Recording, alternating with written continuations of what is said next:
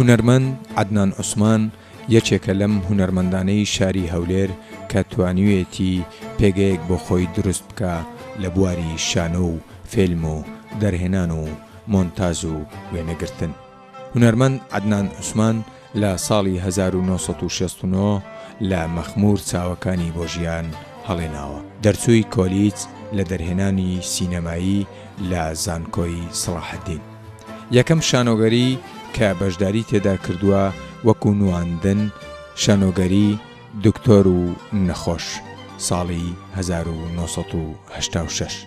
هونەرمەند عەدنان عوسمان لە کۆمەڵێک شانۆگەری بەشداری کردووە کە ئەمانە بەشێکیانن: شانۆگەری ئەفسانەی میرکیژی چین 1987، شانۆگەری هاوڕێیانی ڕێباز 1988، شانۆگەری هاواری سەرکەوتن 1989 نووسین و دەرهێنان، شانۆگەری هاوڕێیانی سەرکەوتن 1989 نووسین و نواندن، شانۆگەری خەزان نووسین و دەرهێنان ساڵی 1990، شانۆگەری هەڵتروشکان 1990، شانۆگەری تەڵەزگەی مردن دەرهێنان 1991، شانۆگەری نرخی ئازادی ساڵی 1991.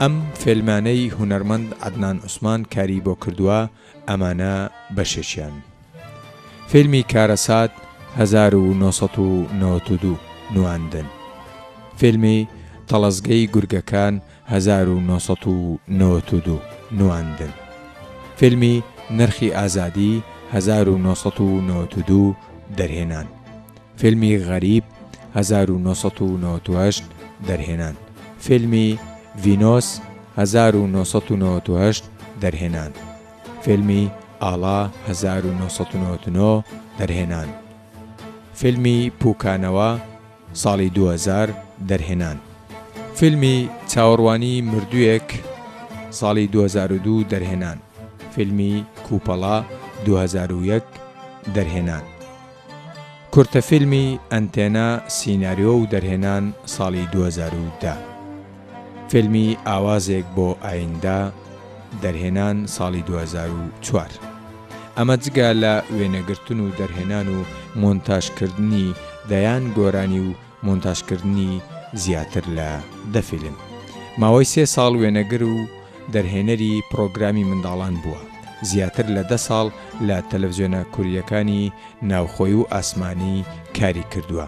لە زۆربەی ڕۆژنامە و گۆڤارە کوردیەکان بابەتی سینەمایی بڵاو کردوتەوە. چەندین وەرکشۆپ و خولی فێرکردنی وێنەگرتن و سیناریۆ و دەرهێنانی کردوتەوە. هەروە هونەرمەند عەدنان عوسمان لە ساڵی 2011 بە کورتەفیلمی ئەنتێنا لە فیستیڤاڵی سینەمایی بابل خەڵاتی باشترین دەرهێنەری وەرگرت.